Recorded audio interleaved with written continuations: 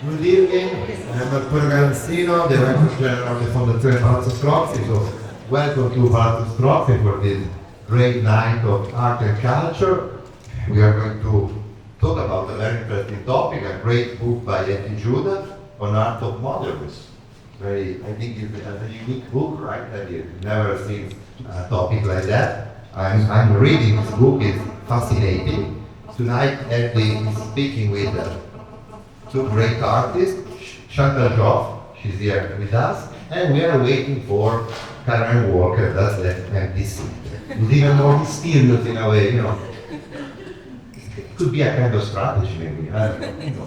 Who knows? No, but I will leave the stage to Lena Foundation. I want to thank you, Lena, thank you and Jerome. Where is Jerome, your husband? I don't know, somewhere, maybe outside.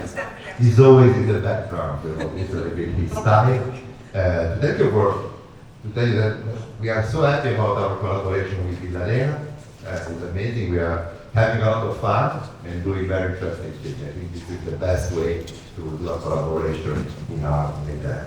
So please, Lena, would you like to say something to our public? Thank you, Arturo. At Villa Lena, we have an artist residency. For those who don't know, we welcome different creative talent, who are writers, artists, musicians for 4 weeks residency. And we were fortunate to have Hettie last year. She was finishing this wonderful book. And this is a topic that is so close to my heart about motherhood in general, but particularly representation of motherhood in the history of art, and how female artists see motherhood so differently to how male artists see it. And unfortunately, the male artists have been presenting a very, very mindful and demure motherhood look. So here, Hettie and Chantal to discuss all the other different ways motherhood manifests itself. And Arturo, show the book again. Please go and buy the book after the talk. There's 2 copies in the shop upstairs, otherwise there's always Amazon. It's going to be a bestseller, so buy it now.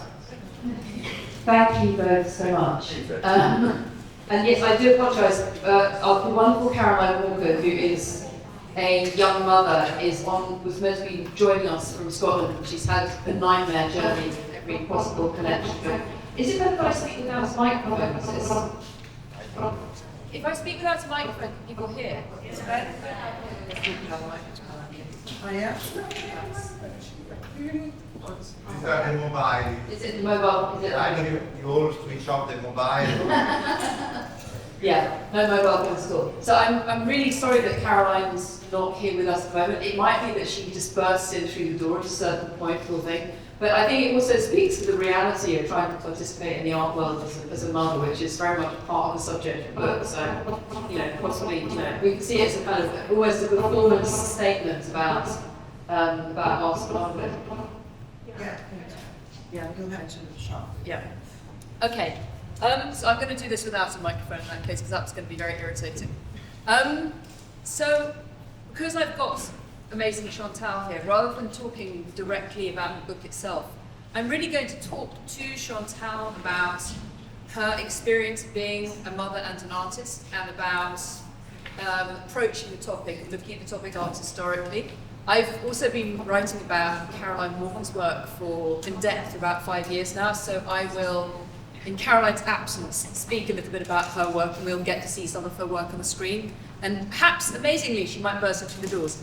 And it's a real shame, because I did also ask her gallerist to bring in some of her catalogues as well for you all to look through. Chantal, the first thing I really wanted to ask you is what kind of ideas, preconceived ideas you had about being both an artist and a mother, kind of as you enter the art world. And I think it's really apposite, just to contextualise a bit, that we're here at this amazing exhibition by Frank Thaler, the abstract expressionist. And if you read 9th Street Women, there's this real idea that if you were going to be a successful artist, you needed to be separate from the rest of culture. That if you were going to be a successful artist, somehow you had to sacrifice part of your life. And we have these extraordinary narratives like Grace Hartigan having to essentially give up her child to become a successful artist. And that was very much the kind of narrative that dominated this whole kind of idea of what it was to be a modern artist. I mean, we went to college in the late 80s, early 90s. What received ideas did you come away with about motherhood and art at that point? I mean, I think, I don't know. Is that turned on? No, it's not. it's not that much. Okay. I was just going to say that, yes, I don't think it had changed much from the 50s when I had my daughter in 2004, and then my expectation was that it would be a disaster. It would be a disaster. I mean, everybody says to you, oh, you just take them to the studio and keep painting on them. This makes me laugh. Anything can do that, and, on the other hand. No, you make that. Sorry, I don't know the public speaker. No, I thought it would be bloody awful, and it was pretty hard, is what I would say. Yeah, but when you were at college, was this idea that if you were going to be serious, that you were going to stay away from motherhood, that people wouldn't take you seriously? Yeah, absolutely, and not only that. I mean, we were at Glasgow where you kind of had to pretend to be a man a bit. That was sort of my experience. You pissed with my blue bottle, kind of, you know what I mean? That was the whole ethos, and you dressed like a man, you wore Doc Martens, that was the kind of feeling at the time I felt. Yeah. Were there, I mean, it's interesting because I asked you and Caroline to select a few works by artist mothers that were maybe very important for you, and also artists making work about motherhood. And we've got this amazing painting by Berthe Morisot called Wet Nurse Angèle and Julie Manet. There's a very famous essay about this by Linda Block, where she talks about this being a painting about labour and the conditions of labour, and an artist making a painting about circumstances that allow her to paint. At what point did you discover that, in fact, there had been artists who were mothers making work about motherhood? Is this something that you discovered at the point you became a mother, or is it much, much more recently? I mean, I remember seeing the Paula Becker painting, 6-month wedding anniversary, and not realising I thought she was actually pregnant in that painting. I'll show that one here. And I remember I was about 30 before I had my daughter, and I thought, but I remember thinking, oh my God, that is somebody doing that. And of course that's exactly what she's doing in that painting. She's thinking, what will it be like? Will I be able to do it? Now, that's a tragic thing for her, sadly, but... Yeah. And Paula Watson-Becker was not very much in the...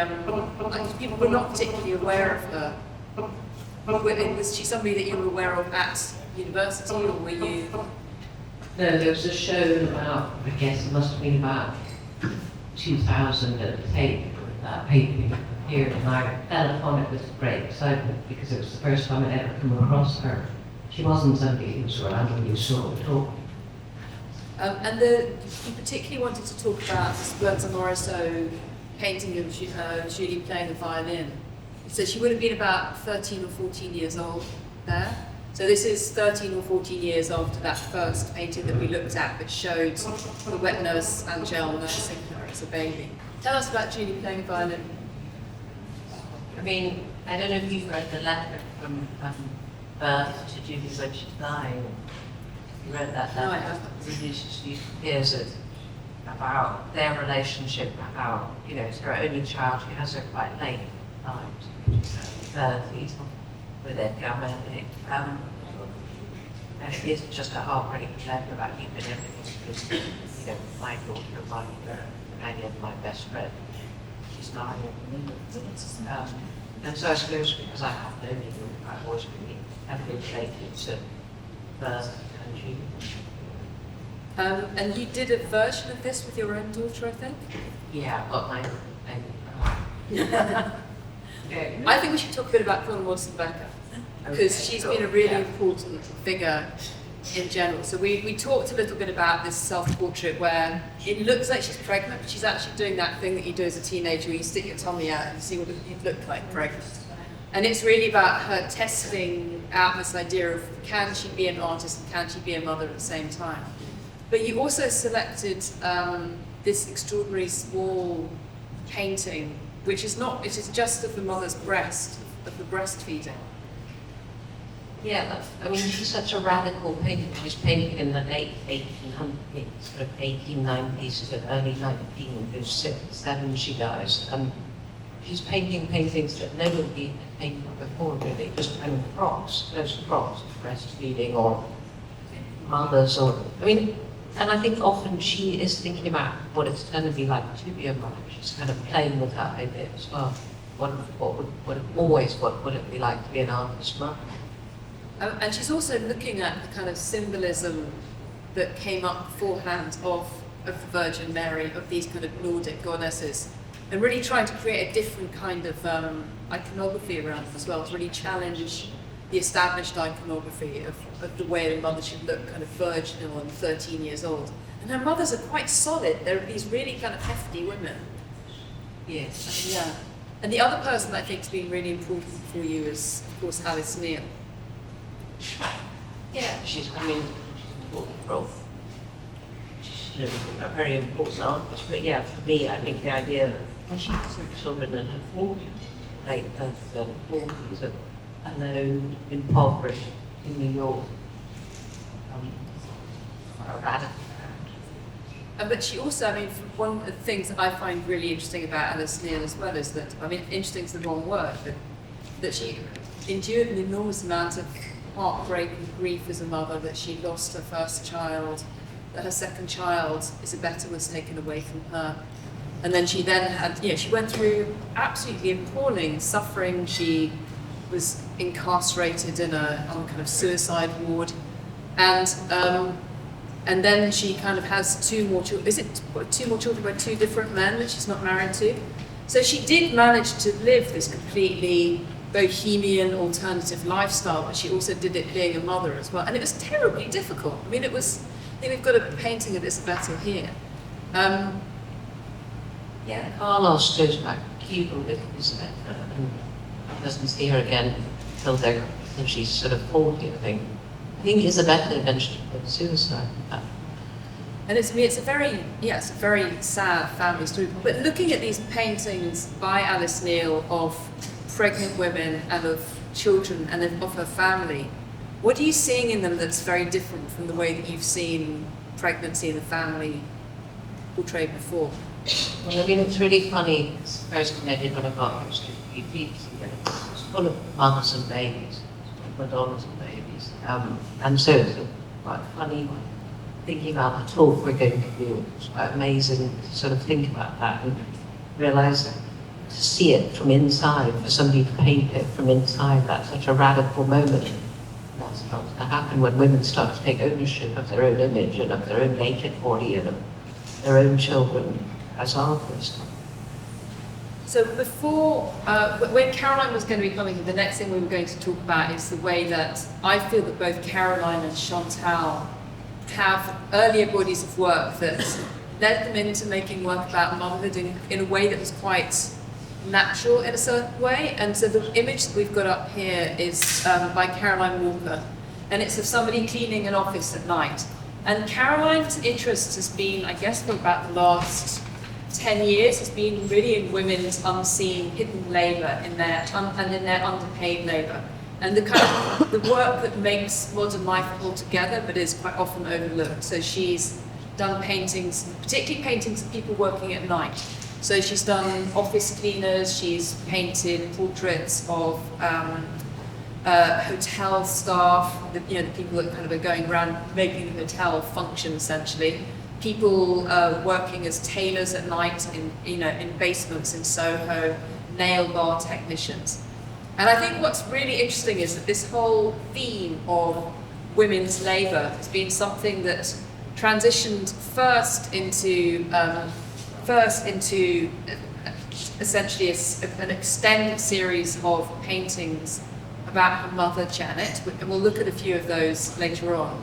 And really thinking about her mother's labour, and she follows her mother over the course of the year. And her mother, they basically used to live in this big baronial house in Scotland. Her mother was from 3 generations of domestic cleaners. And so she was very, very house proud and had nobody kind of helping her with the house. She took care of the house. And it took her entire year, and she had this very set kind of calendar of tasks that she conduct over the course of the year. And Caroline follows her on her routine. And so she very precisely dates each painting. So within each day there'd be a routine. So at 11 o'clock there'd be a set task that she was doing. At 3 o'clock there'd be a set task that she's doing. And there'd be very different things that happened in April and September. And so she really honoured her mother's domestic routine and was thinking about all of the work that had gone into running a family, into bringing her up, that she never really acknowledged at the time, the way that we perhaps look down on our own mothers and don't think of them as exciting or interesting people. We think of them as being really annoying. And I think what's very interesting is that then flowed very, very naturally for Caroline into starting to make work about motherhood. So in fact, at the point where she finished Janet, before she finished that year of paintings of her mother, she discovered that she herself was pregnant and expecting her first child, Daphne.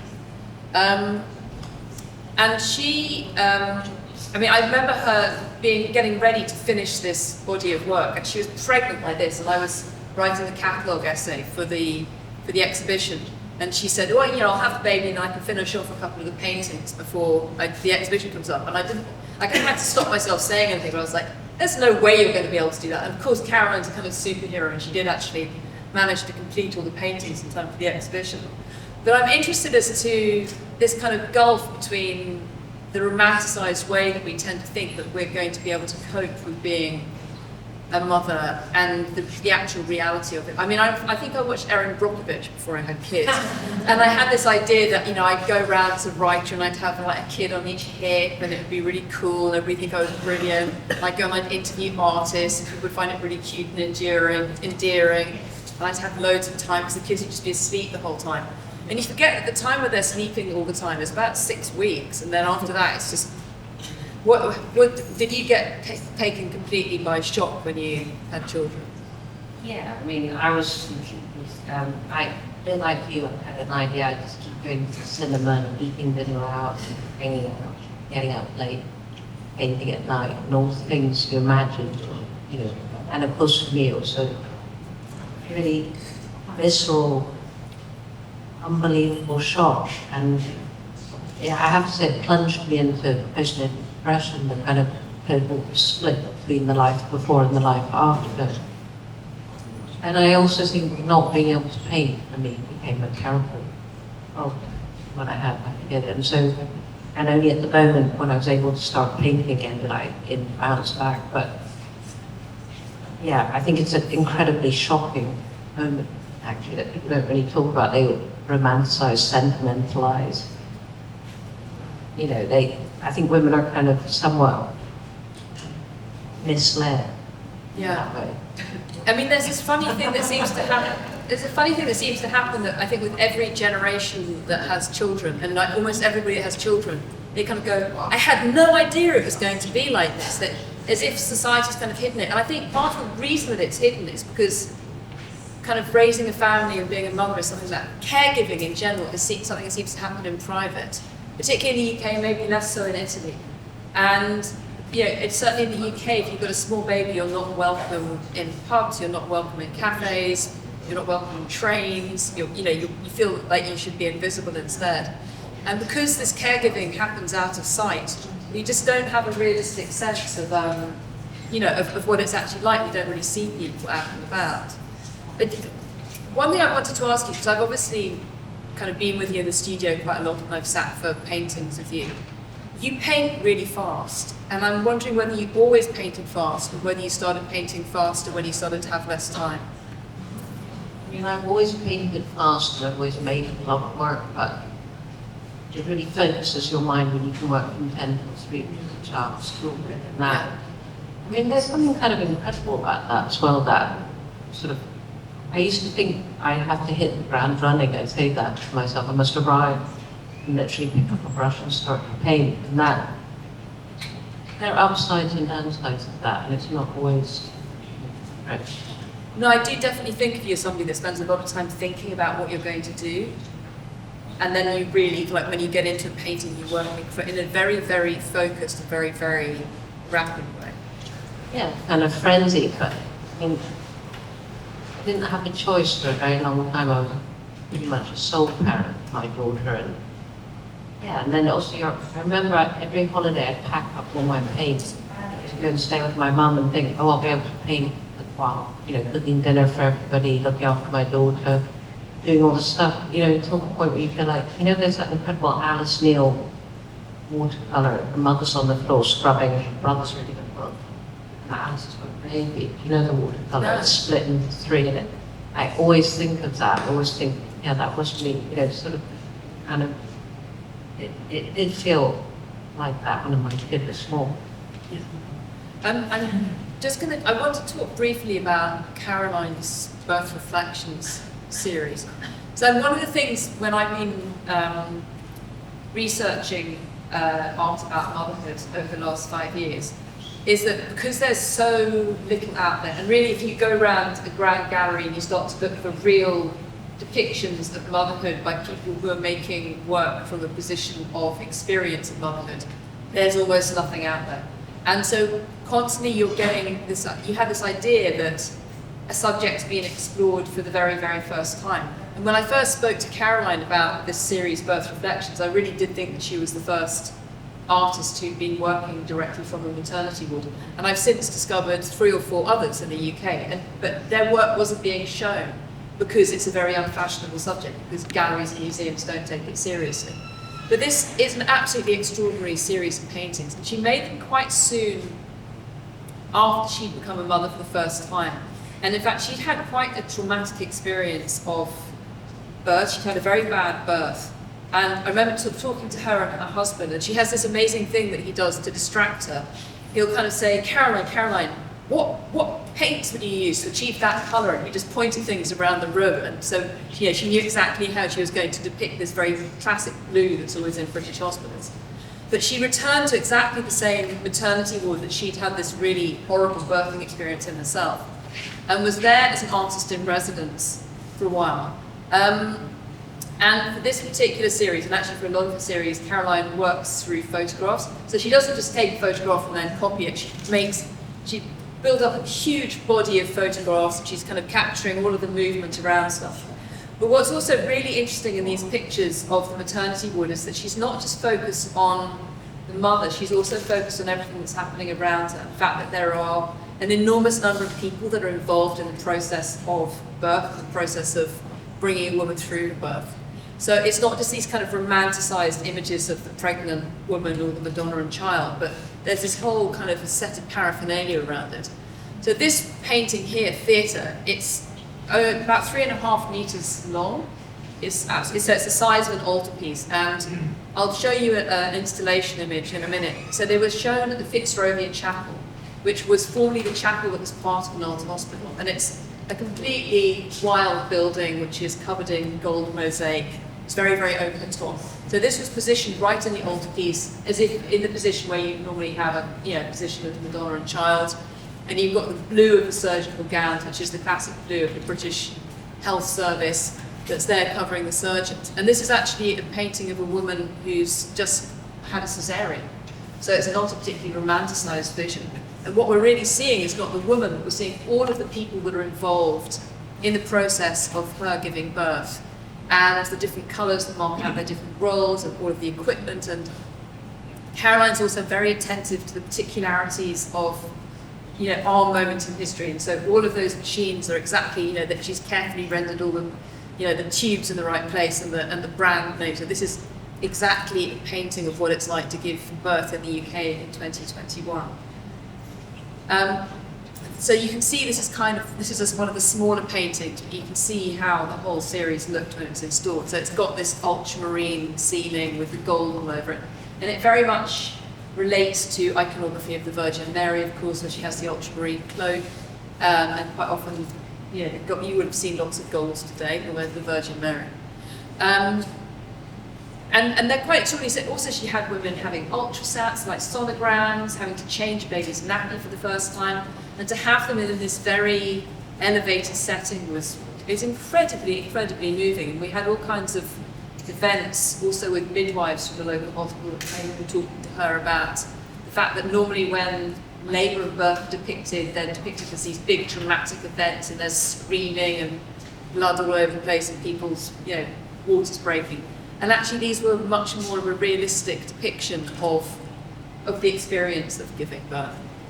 And they weren't kind of dramatising or making it, horrific, but they were also not romanticising it as well. Chantal, you are here pregnant behind us.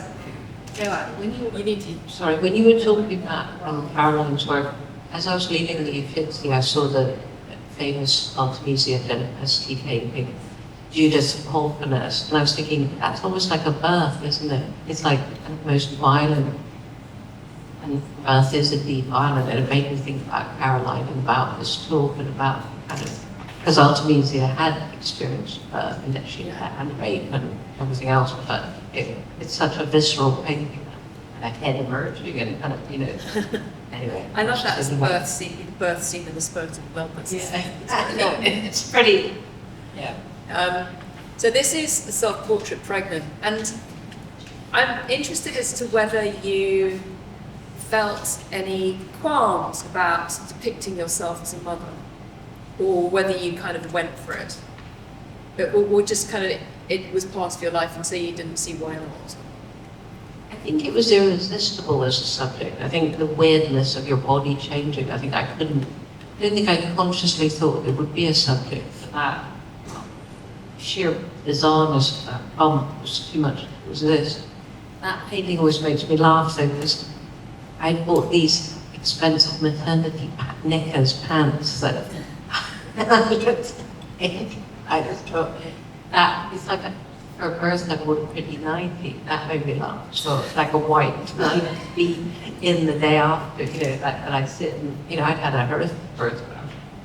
But I just, the reality versus the fantasy versus, it's all unimaginable like this and that, I guess we had kind of mums in the 1960s and 70s that all had those post-birth photographs where they had their perfect hair and their white 90, full makeup, false eyelashes, a little bit. So that's kind of how you expect to look the day afterwards, and it's a bit of a shock. So we've got this absolutely gorgeous your first painting of Esme, your daughter. So this is one of the paintings that's in. So what we didn't mention at the beginning is that, as well as the book that's come out, I've curated a Hayward Gallery touring exhibition that's opened in the UK in March, and it's touring venues in the UK through until next summer. So this is a prized possession in the exhibition.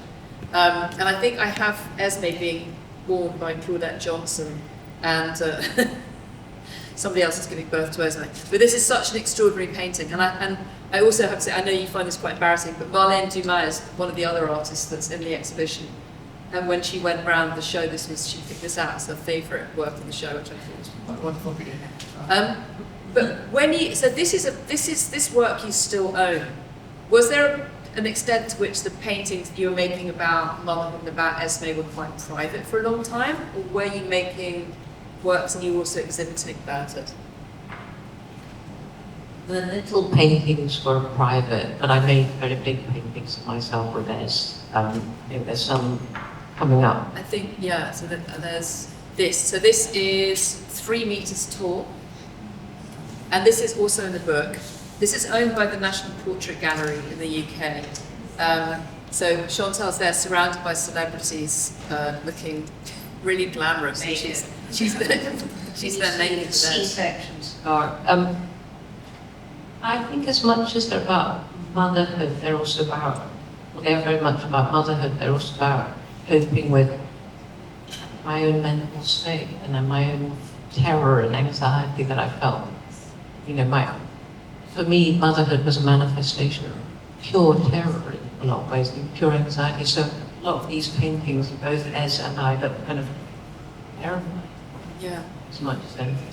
But I also see this as being like a real assertion of the fact that you're there and that you can't be overlooked as well.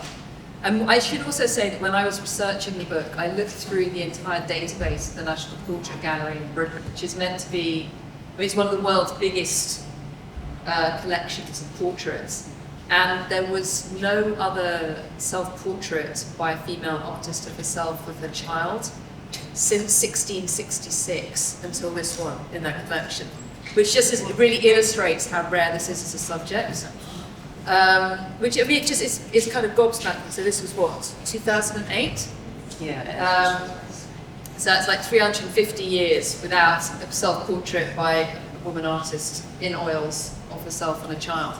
And because there were lots and lots of self-portraits by women artists, but they generally felt that they should keep this aspect of their life hidden as well.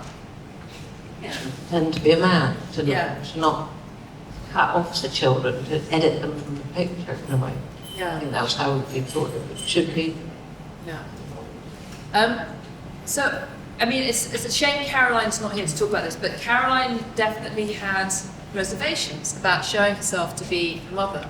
So she had Daphne in, I think it was like January 2021. And she then started on an absolutely extraordinary series of works that are about pregnancy, preparation for birth, and that very, very early period at home with a very young child. But they weren't about her. She used her sister-in-law as her model. So her sister-in-law, Liza, who she follows from this process where she's packing her bag to go to hospital, and she's framing her very beautifully inside her home, so you're constantly seeing her through apertures, the same way you see the Virgin Mary in these paintings of the Annunciation. And because she's a new mother, she also knows what to look for. And I mentioned before the fact she's very interested in contemporary paraphernalia. She's really interested in the contemporary paraphernalia of motherhood. So anybody who's breastfed a baby will know, particularly if it's in the summer, the amount of liquid that you need to drink is just absolutely gobsmacking. So I remember there's this amazing painting of Liza, and she's just surrounded by kind of flasks and water bottles, and you suddenly really remember that time where you feel like it's almost a full-time job to drink enough water to feed the baby. And she's there with all of these kind of bits and pieces. But she also seeks out the really unseen aspects of motherhood. So these are two paintings called Night Feed, and she's really sitting there with her, watching her all the way around the clock, get this full sense of the contemporary experience of motherhood, of having to wake up and to feed a baby, and that kind of isolation. She's sitting there in the darkness as this very small figure in a chair. She's not turning the light on, she's not waking her husband up, she's not waking the baby up.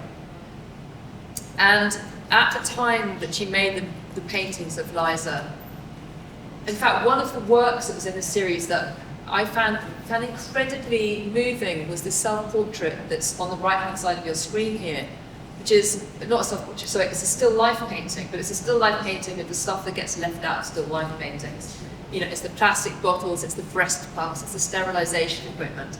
And there's something about the texture of that plastic and the way they use very infantilizing colors as though you're appealing to a child rather than somebody that's just given birth to a child.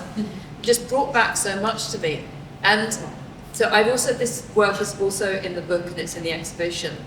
And it was quite interesting. So Caroline had her second child, Laurie, a boy, in I think 2023, late 2023, and she returned to the subject. And the work that you're seeing on the right-hand side of the screen is called My Bottles and Pumps, and so she's starting to come to terms with the idea of portraying her own experience of motherhood.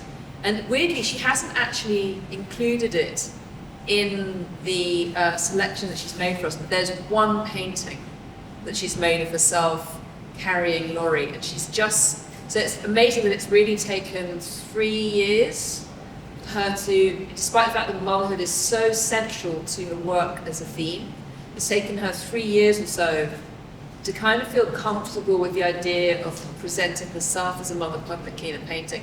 And it's the sweetest painting. She's got this really tiny newborn, who's in that kind of, when newborns, they've got no musculature to support themselves. And she's kind of tilting towards him, but looking slyly around the side at herself in the mirror. And it's a bit like that thing when you want to look in the mirror when you're crying, or you're just to see what you're going to look like. And it's kind of testing out that idea of what do I look like as a mother carrying a child. It's a really wonderful painting. I also wanted to talk to both you and Caroline about your experiences of painting your own mother. So I'm just going to show a couple of paintings by Caroline here of the Janet series. So we can see that we'll discover later that Janet's very, very fond of this pink jumper. She appears in a lot of paintings in the same outfit. So as I said, they're very, very specific. So here is bathroom sink cleaning mid-morning, March 2019. So this is her on her routine. This is Caroline's mum cleaning the house. But she's continued this on to then also have a painting of her mother preparing for her second child, Caroline's own second child as well. Chantal, I'd like to talk about this exhibition that you had in 2020. Actually 2021 was because it was during the pandemic. And in this series of works, you're really focused on your mother and your relationship with your mother and your own child. So some of the works in this exhibition are works that are derived from images from your family photo albums, but others are also from life with your mother. We've got a few of the paintings from that series. Can you tell, how did the idea for this series really come about? I wanted to think about trying to reimagine my mother, not as my old mum, but who annoyed me by then a lot. As a young woman and an adventurous, amazing young woman with 4 little kids, and I was literally trying to reimagine her young and trying to understand who she was through the paintings, I guess. So we've also got, I guess she's looking very glamorous here on the train. Is she having a cigarette on the train? And she's pregnant with me with that cigarette. But there are also, I think this is a really extraordinary painting, which is self-portrait naked with my mother. So you're here, and I mean the dynamic of this painting is very, very strange and very unusual, and she looks... Yeah, she didn't want to be in that painting. I mean, she tolerated it. She didn't, that was about as far as she could kind of participate. She didn't mind. She liked the company of me hanging out. Was she also an artist? She's a really good painter, she's a good writer, she did a lot of things. Yeah. And you followed her quite a bit. I mean, there was a very moving painting that you did that's actually not in this series, which was done during the pandemic of you two being separated from one another and her having to see you from the doorway of her house, which I found so moving. We've got here, this is her after cataract surgery. Yes. Which is also such a terrifying thing for a painter as well. It's the vulnerability of the eyes as well. Yeah, I felt really bad doing this painting actually. I felt there's a weird thing that when you're painting people are quite vulnerable and what that is, and that, I mean, I'm sure you know this is the right for that sense that you're sort of taking advantage of somebody to try and, it's that thing, a bit like Caroline's paintings of birth and stuff, that you're seeing the incredible views of the road, even as you're experiencing or seeing something horrific or violent or difficult. The artist or writer, and you're still going, that would be great. You know what I mean? That kind of duality of what it is to be a writer of. Well, I mean, we're going to talk a bit about you painting Esme, but did you give your mother choice about being painted, or was she kind of humouring you? Was there a kind of ethical question to involving your family in your work? She was very unhappy about this show that was all paintings of her. And I brought her the catalogue and she didn't want to look at it, and she didn't want to see the show. She didn't see the show. She felt that my mum was quite paranoid. She thought people come round to her house and bother her. I don't know why she thought that, but she did. Somebody who was very anxious. You've painted your daughter Esme, so we saw the first portrait of Esme a moment ago, and you've really painted Esme all the way through her life, so she's now 22, is she? 20, okay. And you've had, as you say, you had quite a kind of lone parental relationship, so you've had a really, really intense relationship as mother and daughter, and yet you've continued this practice of painting her very, very regularly in all kinds of different ways. Again, I mean, nowadays, I guess we're so used to social media and there being questions about social media and the ethics of putting your child on social media. Was there, so the first question is, did you have considerations about painting your daughter and exhibiting the works publicly, or was that just you're a painter and you paint your life and this is part of your life? I mean, it's a good question. I didn't think about it for the first 15 years. And for example, the one of her naked in the National Portrait Gallery, now her friends see it, and now she's 20. I do think about it, and I do have some reservations maybe about what that's been like for her. And so it's a complicated question. I think she's kind of proud of it, and I like to think, it would be for her to answer the question. Yeah. I don't know. And I think a lot about Caroline embarking down that road and what that is. But I mean, obviously, it's funny you talking about her finding it difficult being naked in the National Gallery now. I think the age where you find that really difficult is when you're about 13, 12 or 13 as a girl, and you kind of worry about kind of what other people think of you. But what's also amazing is that there are amazing documents of girlhood as well. And I mean, one thing we didn't, this is going to be another book further down the line, I'm really interested in girlhood as a subject. But they're not kind of romanticized, they're not sexualized, they are just girls being girls, whether that's playing in the playground or having friends over, or, but also you thinking about your own physicality in relation to her as a child body as well. So this is from quite a large body of double portraits, which are they all called The Squid and the Whale? Or, mostly called The Squid and the Whale. And is this to do with you as an adult woman looking at this child body and thinking how beautiful the child body is and just feeling? I don't know if it's about the beauty of the child, it's about a bit like Squid and the Whale. I'm the whale. I mean, there's the obvious whale-ishness of my own body. I don't mean that negatively, I don't care. There are lots of my bad view, that isn't one of them, but where I'm sort of guarding her, she's the little squid peeping out from behind the whale, and the whale is guarding this. I mean, it's a funny idea, but that is very much. I mean, of course, the child is beautiful and young, and there's, I mean, it's that classic thing when you see your hand against your baby, and your hand suddenly looks really ancient against the baby's new skin, and I think one's conscious of that. It's like, you know, you're hitting menopause as your child's hitting adult, but, you know, all the things that, you know, of course they all feed in and pain. Yeah. I'm really interested as to this kind of growing relationship between the artist mother and the child who's being painted as well. So one of the other works that's in the book and the exhibition is a painting that I love by Celia Paul. And unusually for Celia Paul, it's a very happy painting. And, it's a self-portrait with her son Frank, and her son Frank's lying on a sofa, and he's reflected in the mirror, and you can see Celia behind him painting, and she's smiling over the back of the sofa, and she's so happy to be painting. But Frank is, by that point, I think he must be about 22 or 23. And Celia Paul is a tremendously slow painter, and she did used to paint Frank together with Celia's own mother when Frank was really young. And at a certain point, I think he was about 12, he went, I'm done, not doing any more, no more paintings, Mum. And so he basically forbade her from painting him.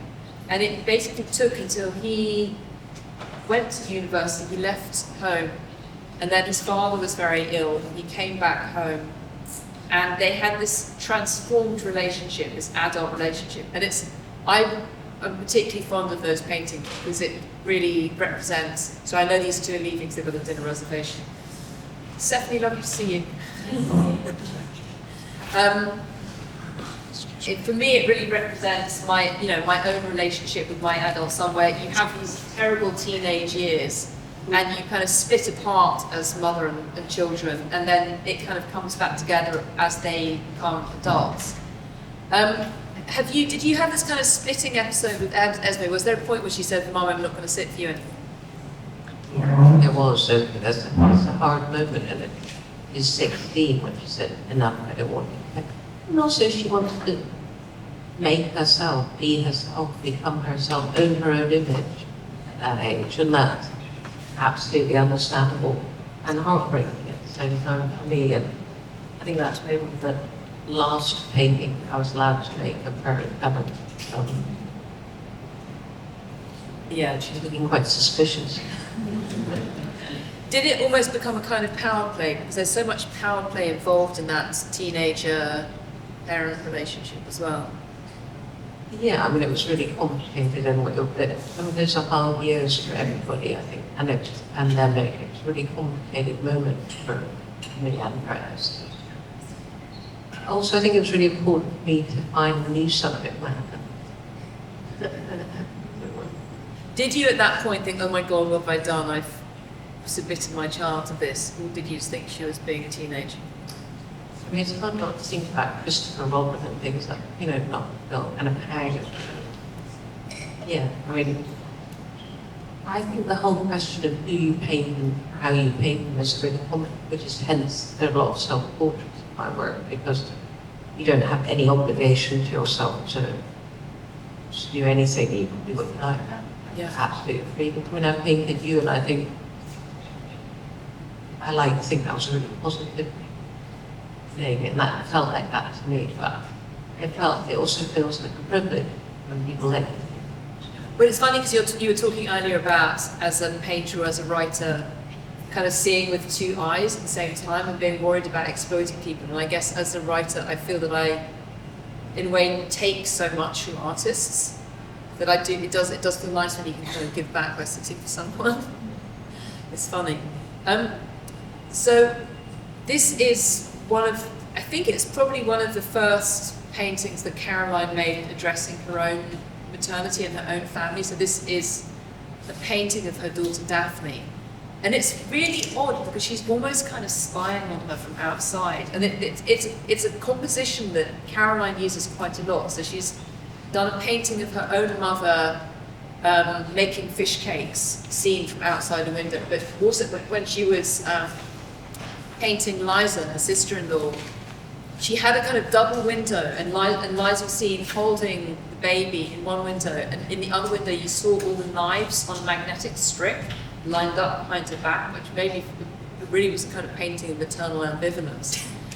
So had Caroline been here, I would have loved to have spoken with her about taking that step into starting to paint her own family and the kinds of thoughts that she's having to have about bringing a child into her work and showing it. And I don't think she's ever exhibited this, actually. I've not seen it in an exhibition of hers. So the final work that I wanted to end this on, it's meant to be for me, well, for me it symbolises a kind of counter-image to the Bertha Morisot painting that we had right at the beginning. So the very, very first painting that we showed was Bertha Morisot's painting of the wet nurse breastfeeding her own baby, Julie Manet. And that was, as I mentioned, a painting that's very much about the circumstances of its own production. Bertha Morisot was painting the structure that essentially allowed her to continue painting. In fact, she had a wet nurse who was looking after the baby with her, so she was able to paint the baby. And for me, this really honours the role that Caroline's mum, still in her pink jumper, is playing in also supporting her work as an artist. So here is Janet with Daphne, Caroline's oldest daughter. And it's also got the most girlish title I've ever seen on an artwork. It's called Sticker Dolly Dressing, which again, it's like absolutely of the moment. It is a toy or something that a child of the moment is playing with. So it's not this kind of romanticized, timeless thing. It's very much specifically about the experience of being a mother, of having a child now. And I think it's such a daring work in many ways, because it's addressing these subjects that were historically seen as being minor, trivial, domestic, women's stuff. And she's painting it, this is 2.5 meters high. This is a really major painting. But she's really addressing these things that we were talking about earlier as being these kind of unseen, real aspects of the experience of raising children. And I wish she was here to talk about it. And I'm very sorry that she's not, but I can't control the weather, sadly. We've got, I think, 10 minutes now for some questions. If anybody has anything they'd like to ask me, Chantal, or then you can pretend that I'm Caroline and I can try and answer for you. And we can lend you the microphone if you'd like. The acoustics here are very, very challenging. We'll have the microphone actually, so I'm sorry if you have to talk this nearer. Pop your hand up if you have a question. We have one at the back there. Do we have another microphone, or is there? I was wondering if you the last two talk, everything that you said, you were also talking about not the last side of it. And then at some point you were talking about like mothers and topic. And then I was thinking like there's no time that saw the mother would try getting a kind of loss and someone not giving that respect. So like and I don't have to talk about it, you know, like well in my experience, it's kind of an extra value to that family bond when they become a mother, especially in workplace, right? You know, you try to lost and stuff. And I just wonder what is this like? I don't want to put that on the wall because you constantly kind of emphasizing that you're not romanticizing it. But yeah, it's like. I think there's a really significant cultural difference between Southern Europe and Northern Europe in the way that mothers are honoured in Southern Europe. I think in Italy they're culturally honoured in a way that they're not in Northern Europe. In the UK, I mean, people will probably give you a seat on the bus, but it's... And in Germany, okay. In Germany. That's really interesting.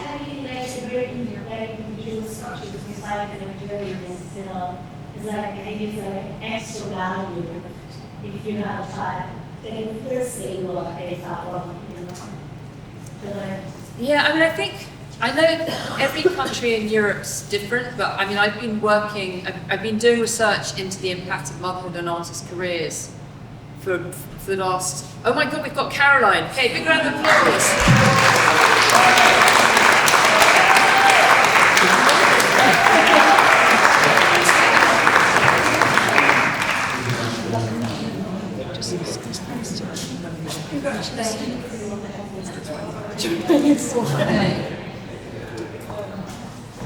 Well, I've talked extensively about your work. So, does anybody have any questions for Caroline? Come and sit down. Do you need a drink or something? Is that one thing? Yeah.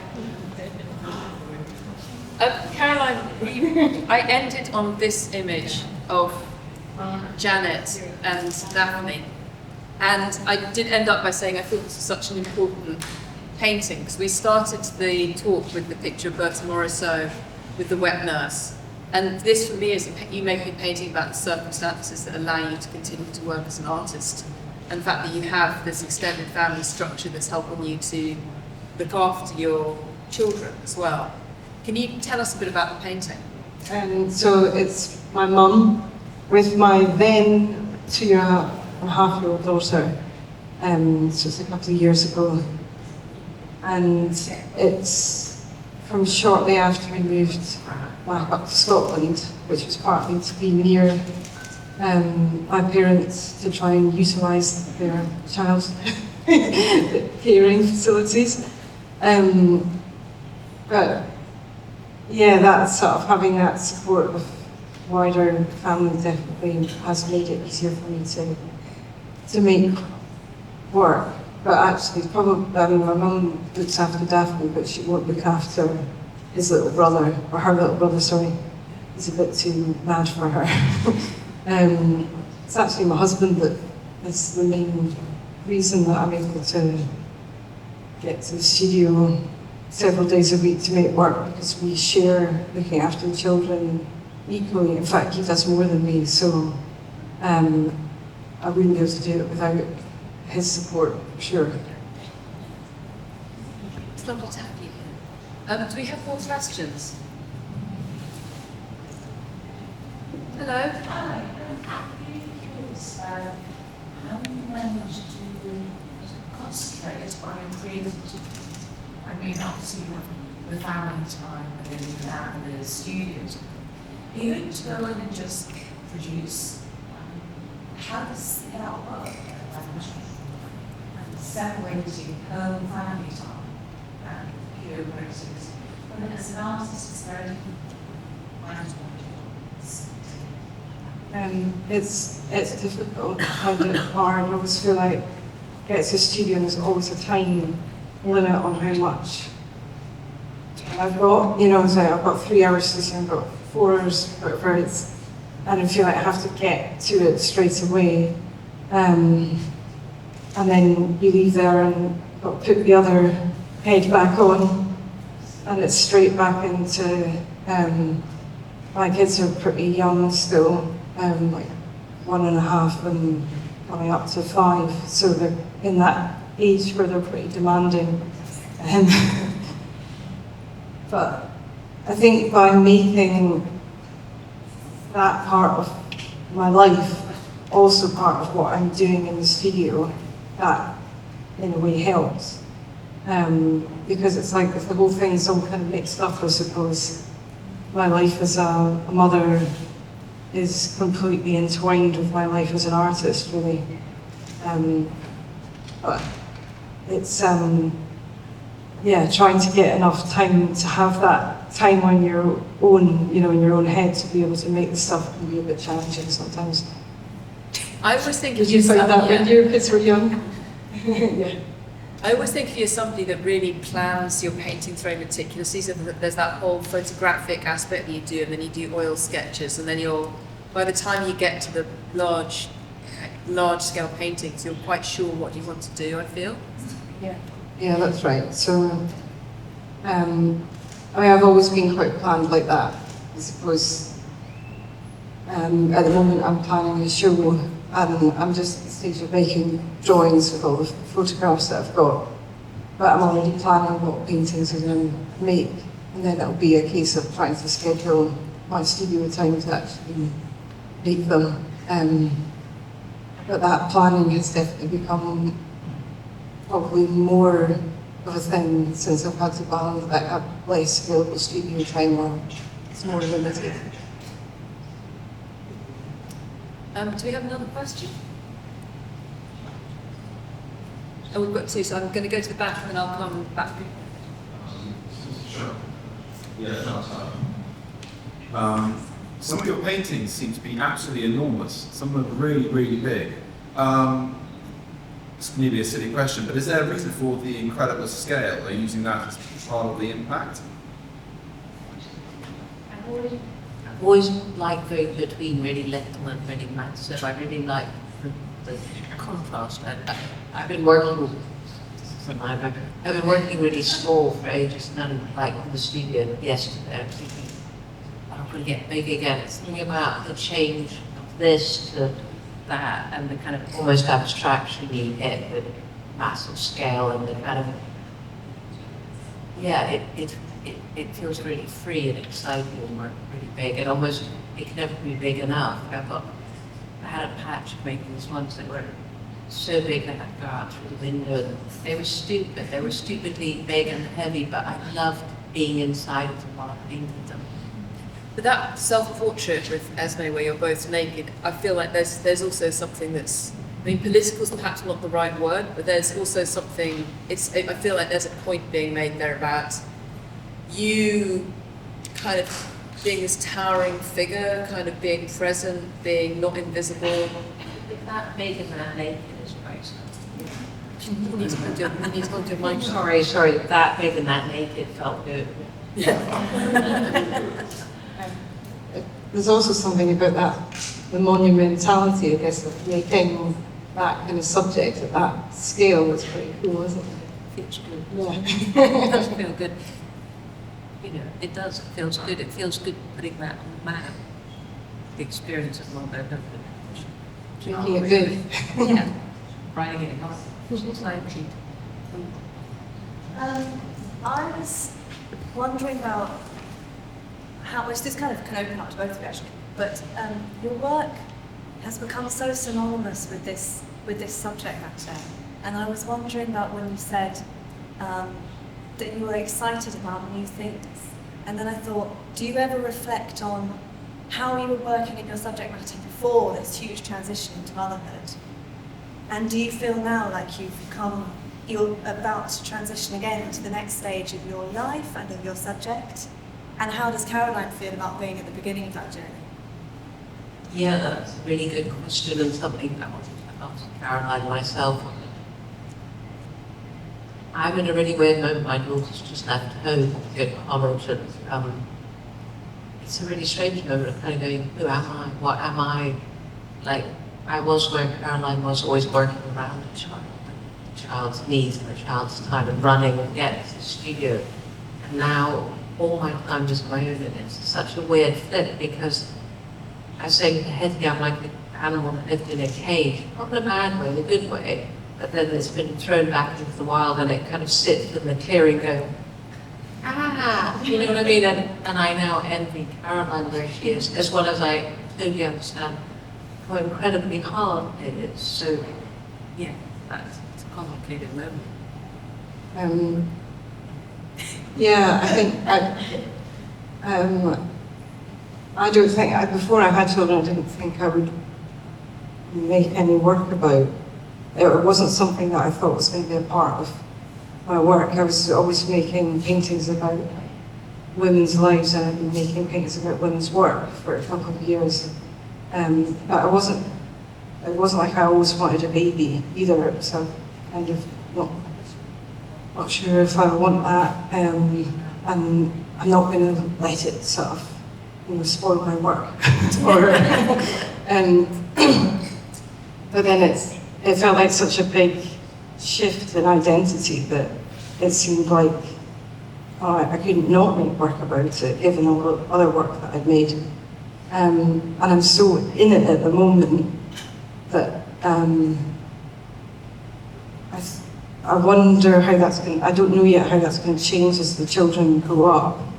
This sort of very early years kind of stage is very intense, and it feels quite that it overwhelms us sort of into the work. But I imagine as the children get older, perhaps the relationship with them changes and their needs change. I don't know, Chantal, how did that change in your work, your painting, Esme?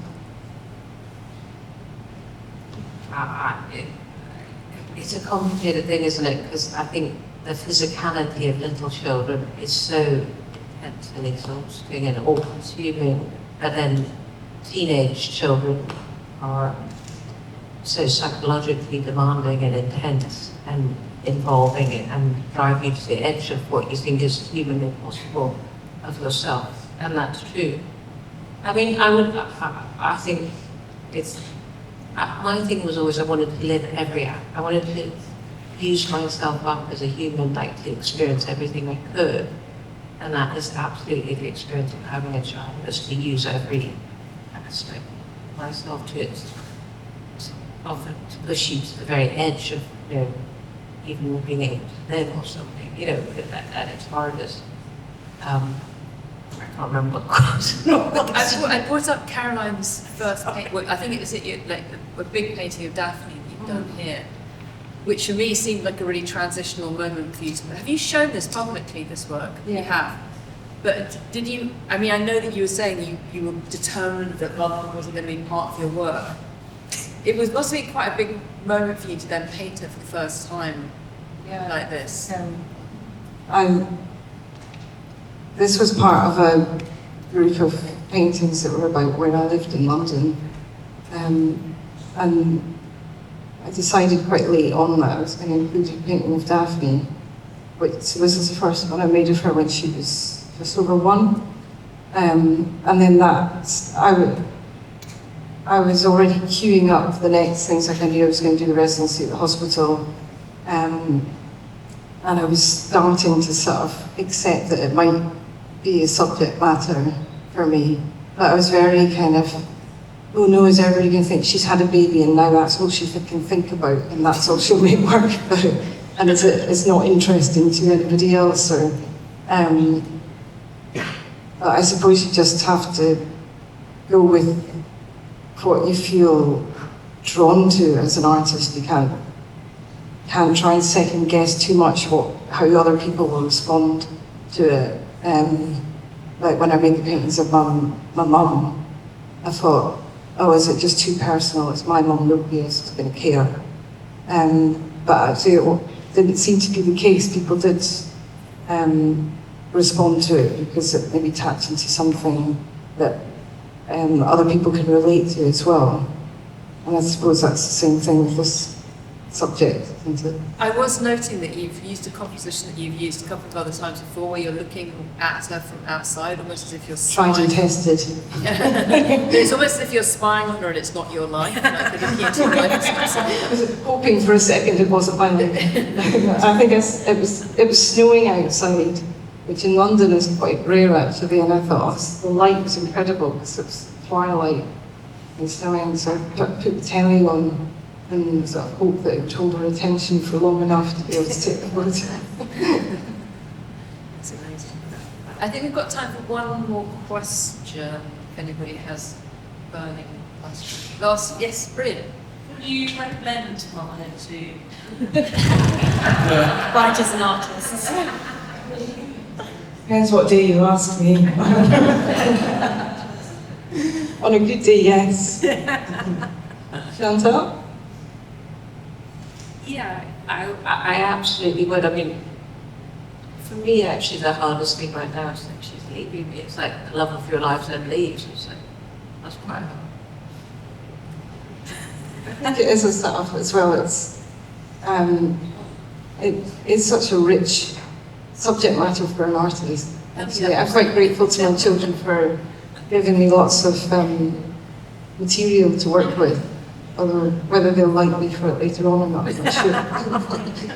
Hopefully not. What does Esme think? We Now that she's grown up. It's a work in progress. Thank you both so much. Caroline, thank you for making a 12-hour journey from outside Edinburgh in Scotland to be with us today through literal kind of storms, catastrophes. And Lena, thank you so much for having us over to Florence. Hello. And thank you for having us here at Palazzo Strozzi. And thank you all for joining us. And I'm sorry that the sound wasn't optimal, but I hope you could hear us. Yes.